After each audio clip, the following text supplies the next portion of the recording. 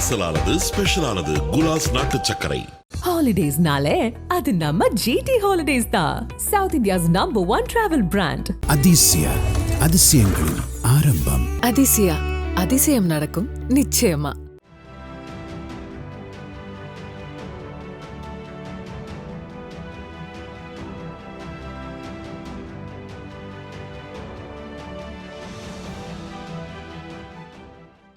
கல்யாணமும் பண்ணிக்கிட்டு மாப்பிள்ளையோட கல்யாணமும் பண்ணி மூளை சரியில்லாதவனை பண்ணி வச்சு ஏமாற்றிட்டாங்க.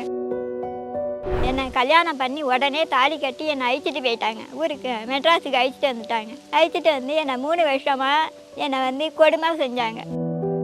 என் வீட்லேயே வேலையில் செஞ்சுருப்பேனா, இங்கேயும் வேலைக்காரியாக என்னை அழைச்சிட்டு வந்துருக்கீங்களா அப்படின்னு கேட்டேன். வாழ்க்கைன்னு கேட்டேன்னா வேறு புருஷனை வேணால் கல்யாணம் பண்ணிக்க, இங்கே அப்படி தான் இருக்கணும் அப்படின்னு சொல்லிட்டாங்க எங்கள் மாமியார்.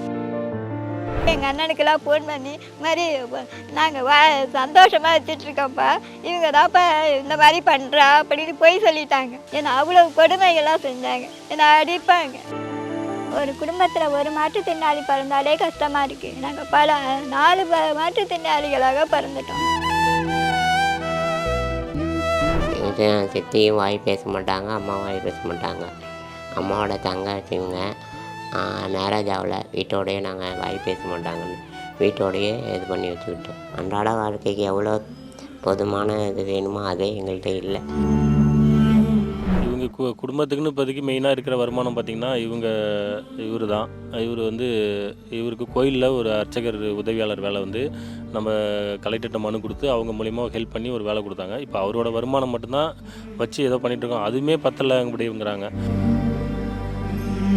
நாளுக்கு நாள் மருத்துவ செலவு, நடக்க முடியல, இவனுக்கு கால் நடக்க முடியாமல் போயிடுச்சு, வீட்டில் தான் இருக்காப்புல, மற்றவங்க ஹெல்ப் இல்லாமல் எதுவும் பண்ண முடியாது. அப்படி இருக்கும்போது நிறைய கடன் வாங்கி இது பண்ணி இருக்கிற வீட்டெல்லாம் அடமானம் வச்சு, வயலெல்லாம் அடமானம் வச்சு எல்லாமே இது பண்ணிட்டாங்க. அதை மீட்கக்கூட அவங்களால முடியல. நாங்கள் மாற்றுத்திறனாளியாக இருக்காங்கன்னு சொல்லிட்டு எங்களை எல்லாரும் ஒதுக்கி வச்சுட்டாங்க. பிறக்கும் போதே வந்த சாபம் இது வரமா மாறாதா? மனநெல்லாம் வெறுத்து போச்சு, வாழ்க்கையை வெறுத்து போய் சூசைட் பண்ணிக்கிறாங்க லெவலில் இருந்தான்.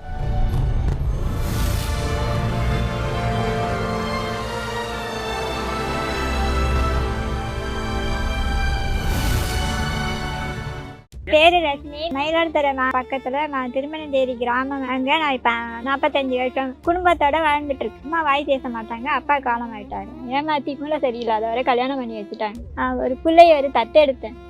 ஒரு பிள்ளைய தத்தெடுத்து வளர்த்து அதை காப்பாற்றிட்டு வந்துட்டுருக்கேன். ஒரு குடும்பத்தில் ஒரு மாற்றுத்திறனாளி பிறந்தாலே கஷ்டமாக இருக்குது. நாங்கள் பல 4 மாற்றுத்திறனாளிகளாக பிறந்துட்டோம். பொருளாதார உதவியும் இல்லை, வாழ்வாதாரமும் இல்லை. எனக்கு கல்யாணம் பண்ணி வச்சாங்க. நான் நல்லா இருப்பேன்னு நினச்சேன். கல்யாணமும் பண்ணிக்கிட்டு மாப்பிள்ளையோட கல்யாணமும் பண்ணி மூளை சரியில்லாதவனை பண்ணி வச்சு ஏமாற்றிட்டாங்க.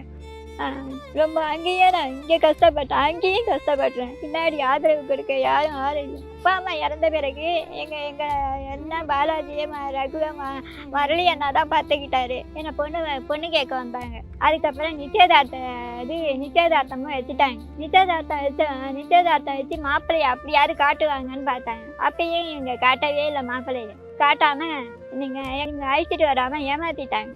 அதையும் விட்டுட்டாங்க. சரின்னு கல்யாணம் பண்ணும்போது தான் எல்லாருக்கும் தெரிஞ்சுது. அப்பா கூட மறைச்சிட்டாங்க, பைத்தியம்னு சொல்லாமல் விட்டுட்டாங்க. அதுக்கப்புறமும் என்னை கல்யாணம் பண்ணி உடனே தாலி கட்டி என்னை அழைச்சிட்டு போயிட்டாங்க. ஊருக்கு மெட்ராஸுக்கு அழைச்சிட்டு வந்துட்டாங்க. காமிக்காமல் அழைச்சிட்டு வந்து என்னை 3 வருஷமாக என்னை கொடுமை செஞ்சாங்க. 3 வருஷமாக எனக்கு வாழ்க்கையே தரலை. வாழ்க்கை தராமல் நான் கேட்டேன், ஏன் எனக்கு வாழ்க்கை இல்லை அப்படின்னு கேட்டேன். ஏன்னா 3 வருஷமாக இந்த ஊருக்கே அனுப்பாமல் வச்சுருந்தாங்க, திருமணஞ்சேரிக்கே அனுப்பாமல் வச்சுருந்தாங்க. ஏன் எனக்கு வாழ்க்கை கொடுக்கலன்னு கேட்டேன். வாழ்க்கைன்னு கேட்டேன்னா வேறு புருஷனை வேணால் கல்யாணம் பண்ணிக்க, இங்கே அப்படி தான் இருக்கணும் அப்படின்னு சொல்லிட்டாங்க எங்கள் மாமியார். உடனே நான் செத்து போகிறேன், நான் இருக்க மாட்டேன், எதுக்கு எனக்கு வேலைக்காக இங்கேயும் நான் என் வீட்லேயே வேலையில் செஞ்சுருப்பேனா, இங்கேயும் வேலைக்காரியாக என்னை அழைச்சிட்டு வந்துருக்கீங்களா அப்படின்னு கேட்டேன். எனக்கு வாழ்க்கை இல்லாமல் சந்தோஷம் இல்லாமல் நான் இங்கே சமையக்காரியா என்னை சமைக்க வச்சுட்டீங்க அப்படின்னு கேட்டேன். அதுக்கு சொன்னாங்க, சைக்கோ நான் செத்துருவேன்னு கதவை சாத்திக்கிட்டேன். எங்கள் வீட்டில் போய் சொல்லி எங்கள் அண்ணனுக்கெல்லாம் ஃபோன் பண்ணி மாதிரி நாங்கள் சந்தோஷமாக வச்சுட்ருக்கோம்ப்பா, இவங்க தான்ப்பா இந்த மாதிரி பண்ணுறா அப்படின்னு போய் சொல்லிட்டாங்க. ஏமாத்திட்டே இருந்தாங்க. 10 வருஷம் அந்த மாதிரி என்னை இங்கே விடாமல் யாருமே அப்போல்லாம் யாருமே என்னை வந்து பார்க்கவே இல்லை. என் வீட்லேயும் எல்லாரும் நம்பி இருந்துட்டாங்க. நான் வீட்டு வேலையும் செய்யணும். என்னை அவ்வளோ கொடுமைகள்லாம் செஞ்சாங்க. என்னை அடிப்பாங்க. என் மாமனார் அடிப்பார். எல்லா மாமியார் சொல்லுவாங்க அவ்வளோ கொடுமை. என் கொடுமைகளை யாரும் தாங்க மாட்டாங்க. அவ்வளோ கொடுமைகளையும் நான் தாங்கியிருக்கேன். எல்லா கொடுமையும் தாங்கியிருக்கேன். நம்ம தலையெழுத்து இவ்வளோதான் அப்படின்னு சொல்லி இப்படியே இருந்து நம்ம வாழ்ந்து ஓட்டணும் அப்படின்னு சொல்லிட்டு இன்னை வரைக்கும் கல்யாணம் ஆகி இன்னை வரைக்கும் எந்த சகத்தையும் நான் அணியிட்டதே கிடையாது. என் பிள்ளையும் வேணான்னு சொன்னேன். என் புருஷனே எனக்கு காப்பாற்றுறதுக்கு ஆள் இல்லை. அந்த பிள்ளையை எடுத்தா அந்த பிள்ளையை யார் காப்பாற்றுவாங்க அப்படின்னு அதுக்கும் என்னை அடித்தாங்க. வாங்க பிள்ளை எடுத்துக்கணும் அப்படின்னு சொல்லி அந்த பிள்ளையும் அப்புறம் எடுத்து நான் தான் வளர்த்தேன். அதையும் நான் தான் காப்பாற்றினேன். நான் தான் எல்லா வேலையும் செய்வேன். அந்த குழந்தைக்கு எல்லாமே பால் ஊட்டி ராப்புகளா பால் ஊட்டி இவங்களையும் பார்த்துக்கிட்டு எல்லாத்தையும் நானே யாரும் என்னை வந்து என் வீட்டில் வந்து யாரும் என்னை வந்து பார்க்கல. யாரும் என் கொடுமையை எனக்கு வந்து உதவி யாருமே செய்யல. நானா இந்த ஊருக்கு வந்தேன். இந்த அங்கேருந்து என்னோட கொடுமை தாங்க முடியாதனா இந்த ஊருக்கு நான் வந்தேன். இல்லைன்னா நான் வந்திருக்க மாட்டேன். அவ்வளோ கொடுமைகளை நான் பட்டிருக்கேன். என் மாமியார்கிட்ட இவ்வளோ தூரம் நான் கஷ்டப்பட்டுட்டேன். அரசாங்கம் எனக்கு என் பிள்ளைக்கு ஒரு வேலை வாங்கி தரணும். இறக்கும் போதே வந்த சாபம் இது வரமா மாறாதா? நீங்கள் என்ன பண்ணிட்டு இருக்கீங்க? வீட்டில் சும்மா தான் இருப்போம். சுற்றி வாய் பேசாதவங்க இருக்காங்க. அவங்களும் துணையாக அண்ணன் ஒருத்தவங்க தான் ஒர்க் பண்ணுறாங்க. இங்கே எனக்கு வந்து எம்எல்எல் லோன் கேட்டிருந்தேன். NML loan. அந்த லோன் கிடச்சா நாங்கள் பிராமின் சேர்ந்தவங்க. அதனால் எங்களுக்கு அந்த கோசலை ஆட்டு லோனுக்கு பதிலாக கோசலை மாட்டு லோன் வைக்கிற மாதிரி எதுவும் எங்களுக்கு மோடியோ யாரும் இந்த அரசாங்கம் ஹெல்ப் பண்ணால் நல்லாயிருக்கும். வாழ்வாதாரம் உயரும். உங்களுக்கு இப்போ வாழ்வாதாரம் எப்படி இருக்குது? எப்படி இது பண்ணிருக்கீங்க? வாழ்வாதாரத்துக்கு இப்போதைக்கு ஒன்றும் இல்லை. இந்த கவர்மெண்ட்டில் 1500 இந்த இது தான் கொடுக்குறாங்க உதவித்தொகை. அதை வச்சு தான் நாங்கள் ஓட்டிகிட்டு இருக்கோம். வீடும் அடமானத்தில் இருக்குது. சொந்த வீடும் அடமானத்தில் இருக்குது. மூதாதையர்கள் சொத்து நிலம் இருக்குது. அதுவும் அடமானத்தில் தான் இருக்குது. எதுவுமே எங்கள்கிட்ட இப்போ ஒன்றும் இல்லை. எனக்கு இந்த லோன் என்னன்னு நம்ம லோன் கிடச்சிதுன்னா இதை பார்த்துட்டு எங்களுக்கு உதவி பண்ணால் எங்கள் வாழ்வாதாரம் உயரும். எங்களுக்கு தொழில் பண்ணவும் ஏதாவது கொடுத்தா எங்களுக்கு கொஞ்சம் நல்லா இதுவாக இருக்கும், உதவியாக இருக்கும். நான் குடும்பத்தில் வந்து 6 பேர். அம்மா இறந்துட்டாங்க. 5 பேர் இருக்கோம். அப்பா இறந்துட்டாங்க. அண்ணன் 2 அண்ணன். அவங்க என்ன பண்ணுறாங்க? ஒரு அண்ணா இருக்கார் கோவிலில், இந்த கோவிலில் சித்து கோவிலில் வேலை பார்க்குறாரு. அதில் வர வருமானத்தை வச்சு ஏதோ இது பண்ணிக்கிட்டு இருக்கோம். எங்களை என்ன ஒரு சமுதாயத்தில் ஒரு இதுவாக தான் பார்க்குறாங்க, ஒரு கரையாக தான் நினைக்கிறாங்க. எங்கள்கிட்ட ரொம்ப கஷ்டம். காசு பணத்துக்கு எதுவுமே இல்லாமல் தான் தவிச்சிட்ருக்கோம். அன்றாட வாழ்க்கைக்கு எவ்வளோ போதுமான இது வேணுமோ அதே எங்கள்கிட்ட இல்லை. இந்த இதை வச்சு தான் நாங்கள் ஓட்டிகிட்டு இருக்கோம். இப்போ எங்களால் இந்த வீடெலாம் கடனில் இருக்குது. சொத்து வயல் முன்னோர்கள் மூதாதையர்கள் சொத்தெல்லாம் இருக்குது. அதெல்லாம் திருப்பி கொண்டு வருவோமா எல்லாம் ஒரு கனவாகவே போயிட்டுருக்கு. இப்போ அதுக்கான முயற்சிகள் எதாவது பண்ணிருக்கீங்களா? யார் உதவி பண்ணுறா? எந்த உதவியும் யாரும் சொந்தக்காரங்களாம் யாரும் எந்த உதவியும் கிடையாது. நாங்களே தான் ஏதோ போயிட்டுருக்கு. முதல்ல சாப்பாட்டுக்கு வழி கிடைச்சா போதும், வாழ்வாதாரத்துக்கு வழி கிடைச்சா போதும். அப்புறம் கல்யாணத்தை பற்றி யோசிக்கலாம். அக்காவுக்கு மேரேஜ் ஆகிருக்கு. அக்காவோட ஹஸ்பண்ட் வந்து மூல வளர்ச்சி இல்லாமல் அவரை ஏமாற்றி கல்யாணம் பண்ணிட்டாங்க. அவங்க மாமியார் ஏமாற்றி கல்யாணம் பண்ணிட்டாங்க. இதில் யாருக்குமே தப்பு கிடையாது, யாருக்குமே தெரியாது. மாப்பிள்ளையே காமிக்காமல் கல்யாணம் பண்ணிட்டாங்க. அப்போ தான் சம்பாதிச்சு குடும்பத்தை பார்த்துட்டு குடும்பத்தை ரன் பண்ணி ஓட்டிகிட்டு இருந்தார். கஷ்டம் இல்லாமல் போயிட்டு இருந்தது. கஷ்டம்னா என்னன்னு தெரியாமல் போயிட்டு இருந்தது. அவர் 2000 இறந்து போனதுலேருந்து தான் கஷ்டம் தான் ஆரம்பிச்சிது. அதுக்கப்புறம் யார் குடும்பத்தை இது பண்ணி பார்த்துக்கிட்டது? இந்த கோவிலில் இருக்கார், அவர் தான் பார்த்துட்டு இருந்தார். அப்பயும் அவர் தான் பார்த்துட்டு இருக்காரு, இப்பயும் அவர் தான் பார்த்துட்டு இருக்காரு. அவராலே முடியல, வயசாகிடுச்சு. ரொம்ப உடம்பு சரியாமல் தான் இருக்கார் அவரும். இது சித்தியும் வாய் பேச மாட்டாங்க, அம்மாவும் வாய் பேச மாட்டாங்க. அம்மாவோட தங்கச்சி இவங்க மேரேஜ் ஆகலை. வீட்டோடையே நாங்கள் வாய் பேச மாட்டாங்கன்னு வீட்டோடையே இது பண்ணி வச்சுக்கிட்டோம். இல்லை, இது வரைக்கும் கவர்மெண்ட் சைட்லேருந்து உங்களுக்கு என்னென்ன கிடைச்சது சலுகைகள் அந்த மாதிரி ஏதாவது? அது எங்களுக்கு ஒன்றும் இதுவும் இல்லை. நாங்களும் இப்போ லோனுக்கு கலெக்டர்கிட்ட மனு கொடுத்தேன். அவர் வந்து இந்த கவர்மெண்ட்டை எதுவும் பண்ண முடியாது, அந்த இதுதான் செய்ய முடியும், பிரதம மந்திரி இதில் தான் பண்ண முடியும், நீங்கள் ஆன்லைனில் இது பண்ணுங்கள் அப்போ தான் உங்களுக்கு கிடைக்கும் அப்படி இப்படின்னு என்னமோ சொல்கிறாங்க ரீசனே இல்லாமல். ஆனால் 7 பேர் வாங்கியிருக்காங்கங்க. நாங்களாம் ஒரு புது திட்டத்தை கொண்டு வர முடியாது, வந்ததுனால தானே நாங்கள் கேட்குறோம் அப்படின்னதுக்கு அவங்க சொல்கிறாங்க, யார் பேர் சொல்லுங்கன்னா நான் எங்கே போய் அவங்க பேரெல்லாம் கலெக்ட் பண்ண முடியும். நான் 10th படிச்சிருக்கேன், இவங்க 9th படிச்சிருக்காங்க.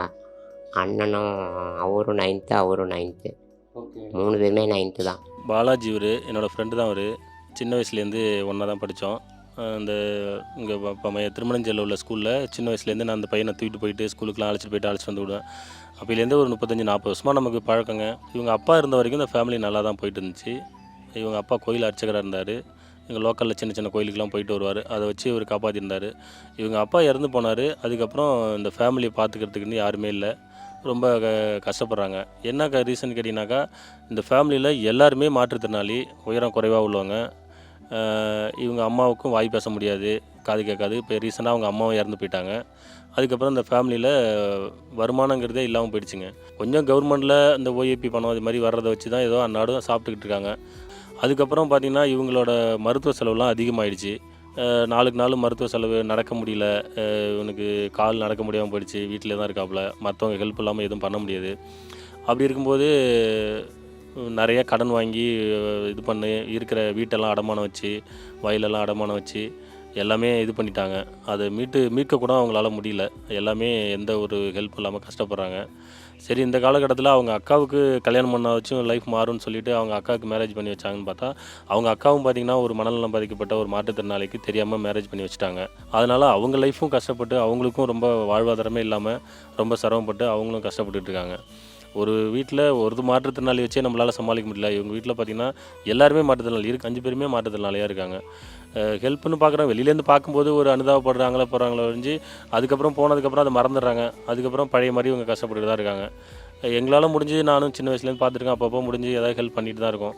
இப்போ ரீசெண்டாக வந்து நிறைய பேர் பேட்டிலாம் எடுத்து ஏதோ லோன் தரேன் அப்படின்னு சொல்லிலாம் சொல்கிறாங்களே ஒழிஞ்சு அது ஸ்டெப் எடுக்க ஆள் கிடையாதுங்க. எல்லா டாக்குமெண்ட்டும் இவங்களே ரெடி பண்ணணும்.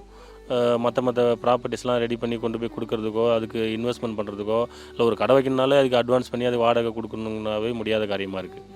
யாராவது ஹெல்ப் பண்ணி ஏதாச்சும் வந்து இவங்க கடன்லாம் கொஞ்சம் ரிலீஃப் பண்ணி விட்டு அவங்களுக்கு வேறு ஏதாவது ஒரு நிரந்தரம் வரா மாதிரி ஒரு தொழிலோ, இல்லை பெரிய அளவில் ஒரு ஆடு மாடு வளர்ப்பு மாதிரி ஒரு லோனோ இது மாதிரி ஏதாவது சாங்ஷன் பண்ணி கொடுத்தாங்கனாக்கா அவங்க அதை வச்சுக்கிட்டு விவசாயத்தை பண்ணிக்கிட்டு அந்த ஆடு மாடு வளர்ப்பை வச்சுக்கிட்டு ஆள் வச்சு பார்த்துப்பாங்க. ஏன்னா அவங்க சின்ன வயசுலேயே அவங்க வீட்டில் பார்த்துட்டு நிறைய மாடுலாம் இருந்துச்சு, நான் பார்த்துருக்கேங்க. ஆடு மாடுலாம் வளர்ப்பாங்க. அவங்க அப்பாலாம் இதெல்லாம் பண்ணிகிட்டு இருந்தார். அதுதான் தெரியுங்கிறாங்க கேட்டால். அது மாதிரி இருந்தால் எதாவது போட்டுக்கிட்டு அந்த தோட்டத்தில் எதாவது பயிரை போட்டுக்கிட்டு விளைஞ்சிக்கிட்டு இருக்கலாம் அப்படிங்கிறாங்க. எல்லாமே அவங்கள்ட்ட ஒரு காலத்தில் எல்லாம் நிறைய சொத்து நிறையா இருந்தது. இப்போ எதுவுமே இல்லை அவங்கள்ட்ட. எதுவுமே இல்லாத ஒரு சூழ்நிலையில் தான் இருக்காங்க. இவங்க குடும்பத்துக்குன்னு இப்போதைக்கு மெயினாக இருக்கிற வருமானம் பார்த்திங்கன்னா இவர் தான். இவருக்கு கோயிலில் ஒரு அர்ச்சகர் உதவியாளர் வேலை வந்து நம்ம கலெக்டர்கிட்ட மனு கொடுத்து அவங்க மூலிமா ஹெல்ப் பண்ணி ஒரு வேலை கொடுத்தாங்க. இப்போ அவரோட வருமானம் மட்டும்தான் வச்சு ஏதோ பண்ணிகிட்ருக்கோம். அதுவுமே பத்தலைங்கிறங்கிறாங்க. காரணம் என்னென்னா சாப்பாடு செலவு, ஹாஸ்பிட்டல் செலவு நிறையா அதிகமாகிடுச்சு. மற்றவங்கள்ட்ட போய் நம்ம சொல்லி ஏதாவது உதவி பண்ணி சொல்லி நம்ம கேட்டால் கூட பார்க்க சும்மா அந்த நேரத்தில் அனுதாபப்பட்டுட்டு ஒரு கேஷுவலாக இது பண்ணிவிட்டு கடந்து போயிடுறாங்க. அதுக்கப்புறம் இவங்களுக்கு வேறு வேலை இல்லை, இவங்க இப்படி தான் சொல்லிட்டு இருப்பாங்க அப்படிங்கிற மாதிரி அலட்சியமாக தான் நான் நினைக்கிறாங்களே ஒழிஞ்சு உண்மையாகவே அவங்க ஃபேமிலியில் பூந்து வந்து இருந்து என்ன தான் பிரச்சனை, அவங்களுக்கு எதனால் இவங்களோ லாஸ் ஆகி போயிட்டாங்க, அவங்களோட வீட்டெல்லாம் எப்படி அடகு வச்சு எப்படி இல்லாமல் போச்சு, இதுக்கெல்லாம் என்ன முடிவுங்கிறது யாருமே வந்து சொல்கிறதில்ல. உண்மையிலே யாராவது வந்து மனசு வச்சு வந்து பார்த்து எதாவது ஹெல்ப் பண்ணிட்டு போனீங்கன்னாக்கா ரொம்ப நல்லதாக இருக்கும். அசலானது ஸ்பெஷலானது குலாஸ் நாட்டு சர்க்கரை. ஹாலிடேஸ்னாலே அது நம்ம ஜிடி ஹாலிடேஸ் தான். South India's number 1 travel brand. அதிசயங்களின் ஆரம்பம். அதிசயம் நடக்கும் நிச்சயமா.